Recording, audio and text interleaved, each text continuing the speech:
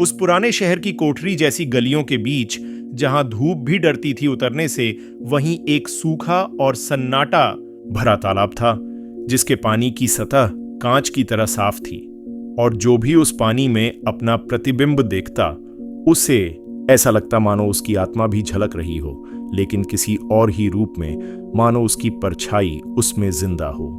रवि, जो अपनी जिंदगी की तन्हाई और टूटे सपनों से घिरा था, उस तालाब के किनारे बैठा था। उसकी निगाहें पानी में उसकी अपनी परछाई से टकरा रही थीं, और वह उस परछाई में कुछ अजीब सा बदलाव महसूस कर रहा था, जैसे उसकी असली पहचान कहीं खो रही हो। धीरे धीरे उसकी परछाई ने उसे बहकाना शुरू किया, उसकी सोच में घुसकर उसके मन के डर और लालच को जन्म दिया, और उसे उस साए के जाल में फंसाने लगा, जो हर पल उसे अपनी पकड़ में लेने को तैयार रहता था। रवि ने महसूस किया कि उसकी परछाई अब बस एक प्रतिबिंब नहीं रह गई, बल्कि एक जिंदा अस्तित्व बन चुकी थी, जो उसके हर कदम पर उसका पीछा कर रही थी और उसकी जिंदगी के काले पहलुओं को उजागर कर रही थी। हर रात जब वह घर लौटता, तो लगता कि उसके साथ कोई और भी है, जो उसकी हर बात सुन रहा है, जो उसके सपनों में आता है, और जो धीरे धीरे उसकी असली पहचान को मिटा रहा है। उसकी दोस्ती, उसके रिश्ते, उसकी जिंदगी में आए बदलाव, सब उस साए के खेल थे, जिसने उसकी असली आत्मा को निगलने की ठानी थी। रवि की हिम्मत ने उसे उस तालाब की रहस्यमय शक्तियों का पता लगाने को मजबूर किया, जहां उसने पाया कि उस पानी में सिर्फ प्रतिबिंब ही नहीं, बल्कि इंसानों की छिपी हुई इच्छाएं, डर और छुपी हुई पहचानें भी जिंदा थीं। अब वह अपनी परछाई से लड़ रहा था, अपनी जिंदगी के लिए, अपनी आत्मा के लिए। लेकिन क्या वह उस साए से बाहर निकल पाएगा, या वह हमेशा के लिए उसकी जिंदगी का हिस्सा बन जाएगा? कहानी यहीं नहीं खत्म होती, बल्कि एक नई लड़ाई शुरू होती है। एक ऐसी लड़ाई जो मन, आत्मा और अंधेरे के बीच होती है, जहां सच्चाई और भ्रम का कोई फर्क नहीं रहता। रवि ने उस दिन से तय किया कि वह अपने अंदर छिपे उस साए से मुकाबला करेगा, चाहे जो भी हो जाए। वह रोज शाम को उसी तालाब के पास जाकर बैठता, पानी की सतह पर अपनी परछाई को देखता और खुद को समझाने की कोशिश करता कि वह अब अकेला नहीं है। लेकिन हर बार जैसे ही सूरज डूबता, उसकी परछाई बदलने लगती, एक काला धुंधला रूप लेने लगती, जो उसकी हर खुशी और उम्मीद को निगलने को तैयार बैठा था। एक रात जब पूरी नगरी नींद में डूबी थी, रवि ने तालाब के किनारे एक बूढ़े आदमी को देखा। वह आदमी जादू टोना जानने वाला था, जिसे लोग साधु बाबा कहते थे। साधु बाबा ने रवि की आंखों में वह डर और बेचैनी देख ली, जो उसने खुद को कभी जताने से इनकार किया था। तुम्हारे साथ जो हो रहा है वह कोई आम बात नहीं, साधु बाबा ने धीरे से कहा।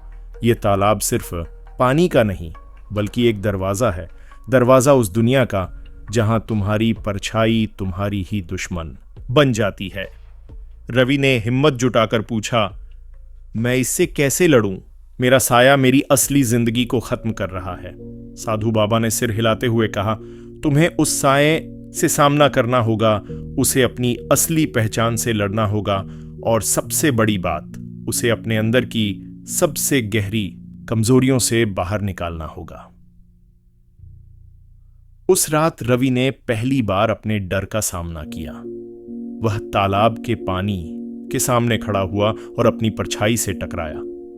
परछाई ने उसे धोखा देने की पूरी कोशिश की, उसके मन में डर, शंका और अंधकार भर दिया। लेकिन रवि ने अपनी हिम्मत नहीं खोई। उसने अपने दिल की आवाज सुनी, अपनी असली पहचान को याद किया और उस साए को चुनौती दी। धीरे धीरे वह समझने लगा कि यह साया उसकी कमजोरी नहीं, बल्कि उसकी ताकत का आईना है, जो उसे उसकी असली जिंदगी में झूठ से बाहर निकालना चाहता है।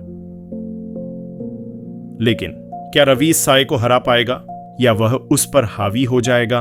तालाब की सतह पर अब सिर्फ उसका प्रतिबिंब नहीं बल्कि एक संघर्ष छुपा था।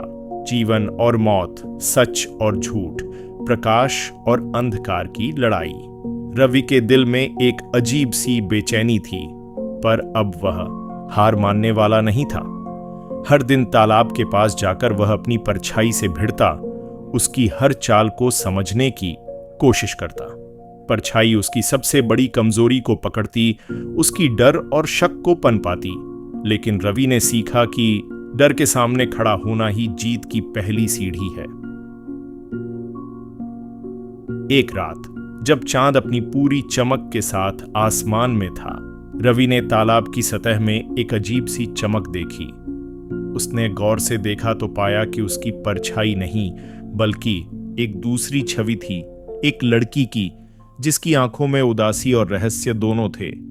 वह लड़की धीरे धीरे पानी से बाहर आई और बोली, मैं तुम्हारे साथ हूं, पर डर मत। मैं तुम्हारे अंदर की उस ताकत का हिस्सा हूं जिसे तुम समझ नहीं पाते।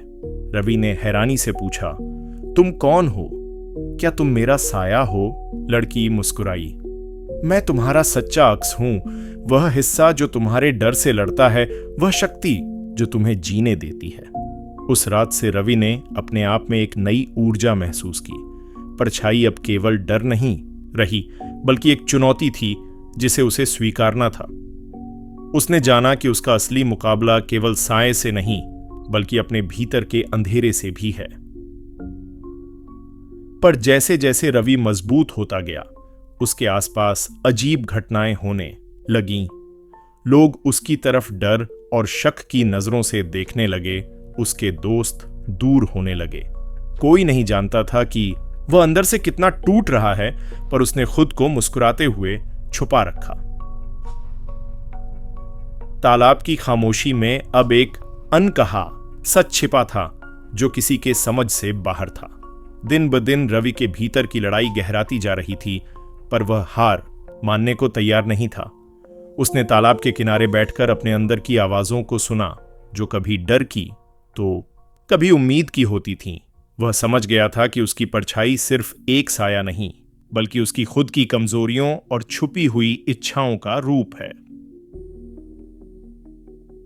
एक रात जब ठंडी हवा ने पेड़ों की पत्तियों को सिसकाया, रवि ने तालाब के पानी में झांकते हुए देखा कि उसकी परछाई अब उसका सच्चा रूप नहीं रही बल्कि एक विकृत भयावह चेहरा बन चुकी थी। वह परछाई धीरे धीरे उसके पास बढ़ने लगी, मानो उसे निगलने के लिए तैयार हो। रवि ने अपनी पूरी हिम्मत जुटाई और चिल्लाया, मैं तुम्हें अपने अंदर नहीं आने दूंगा, मैं अपनी जिंदगी खुद जीऊंगा, तुम्हारी नहीं। परछाई ने उसका चेहरा अपने साए में लपेट लिया और रवि को लगा कि वह अंधेरे में खो जाएगा। तभी अचानक उस लड़की की आवाज फिर से गूंजने लगी, रुको, याद रखो तुम अकेले नहीं हो, तुम्हारे अंदर की रोशनी को मत खोना। रवि ने अपनी आंखें बंद की और अपने दिल की गहराई से एक आवाज निकाली, मैं जीतूंगा। तालाब का पानी अचानक चमक उठा और परछाई एक बार झरने की तरह टूट कर छिटक गई। रवि ने महसूस किया कि वह जीत गया है, लेकिन उस जीत के साथ एक नई समझ आई कि साया हमेशा रहेगा, पर उसे हर बार हरा भी जा सकता है। उस दिन से रवि ने अपने डर और शंकाओं को दोस्त बना लिया और तालाब की खामोशी में अपनी जिंदगी की नई शुरुआत की। पर जैसे जैसे रवि ने अपनी जिंदगी संभाली, तालाब की खामोशी में एक नया साया उभरने लगा, एक ऐसा साया जो पहले से भी ज्यादा खतरनाक था। उस साए ने धीरे धीरे शहर के लोगों के मन में भय पैदा करना शुरू किया। कोई भी उस तालाब के पास जाने की हिम्मत नहीं करता था। रवि ने महसूस किया कि उसकी लड़ाई अकेली नहीं थी, बल्कि इस साए का असर पूरे शहर पर फैल रहा था। वह जानता था कि उसे अब अकेले नहीं बल्कि पूरे शहर के लिए उस साए का सामना करना होगा। एक रात जब पूरा शहर सो रहा था, तालाब के पास एक अजीब सी रौनक हुई। रवि वहां पहुंचा तो देखा कि तालाब की सतह पर परछाइयों का एक समूह बन चुका था। वे सब उसी साए के हिस्से थे जो अब उसकी जिंदगी से बाहर निकल कर शहर में फैल चुका था। रवि ने गहरी सांस ली और अपने अंदर की हिम्मत को इकट्ठा किया। उसने तय किया कि वह इन परछाइयों को खत्म करेगा, चाहे कुछ भी हो जाए। उसने तालाब की गहराई में झांक कर देखा कि पानी के नीचे एक पुराना टूटा हुआ दर्पण रखा था। दर्पण पर अजीब अजीब निशान थे जो उसे उस साए के राज तक ले जा सकते थे। रवि ने दर्पण को हाथ में लिया और महसूस किया कि यही वह चीज थी जो उसे साए के अंधकार से बाहर निकाल सकती है। लेकिन दर्पण के साथ जुड़ा खतरा भी था। अगर वह इसका सही इस्तेमाल नहीं कर पाया तो वह खुद भी साए में खो सकता था। रवि ने दर्पण को मजबूती से पकड़ते हुए अपने दिल को संभाला। जानता था कि अब उसे अपनी सबसे बड़ी लड़ाई लड़नी है। दर्पण की सतह पर उकेरे हुए निशान उसकी आंखों के सामने चमकने लगे और उसे महसूस हुआ कि यह दर्पण उसकी परछाई के राज को उजागर करने की कुंजी है। तालाब के पानी ने जैसे एक अजीब सी हलचल शुरू कर दी और एक घने काले बादल ने आसमान को घेर लिया। हवा में बिजली चमकी और अंधेरा और भी गहरा हो गया। परछाइयों का समूह उसके चारों ओर मंडरा रहा था। उनके चेहरे विकृत और भयावह थे जो उसकी आत्मा को थरथरा कर डाल देते थे। रवि ने गहरी सांस ली और दर्पण को अपने सामने उठाया। उसने दर्पण की सतह पर अपनी नजरें जमाई और जोर से बोला, तुम्हें मेरी आत्मा से दूर रहना होगा। दर्पण की चमक इतनी तेज हो गई कि चारों ओर उजाला फैल गया। परछाइयां चीखती हुई धुंधली होने लगीं, जैसे उनकी असली शक्ल उजाले में छिप रही हो। धीरे धीरे वे भस्म होकर राख में बदलने लगीं। तभी तालाब के बीचों बीच से एक विशाल साया उभरा। वह रवि की परछाई का असली रूप था, बड़ा, डरावना और शक्तिशाली। उसने रवि की तरफ तीव्र दृष्टि से देखा और कहा, तुम मुझे हार नहीं सकते, मैं तुम्हारा हिस्सा हूं। रवि ने दृढ़ता से जवाब दिया, तुम मेरा हिस्सा जरूर हो, पर मैं अपनी जिंदगी का मालिक भी हूं। आज मैं तुम्हें अपने अंदर से निकाल फेंकता हूं। उसने दर्पण को उस साए की ओर फेंका। दर्पण ने साए को घेर लिया और एक तेज रोशनी की किरण निकली जिसने साए को अंदर से जला दिया। धीरे धीरे साया खत्म होने लगा और तालाब की सतह फिर से साफ, शांत और शांतिपूर्ण हो गई। रवि ने महसूस किया कि उसने न केवल अपनी परछाई को हराया है, बल्कि अपने अंदर के डर और शंकाओं को भी मिटा दिया है। उस दिन से तालाब के पास शांति कायम रही और रवि ने अपनी जिंदगी को नई शुरुआत दी। अपने साए के साथ नहीं, बल्कि अपनी असली पहचान के साथ।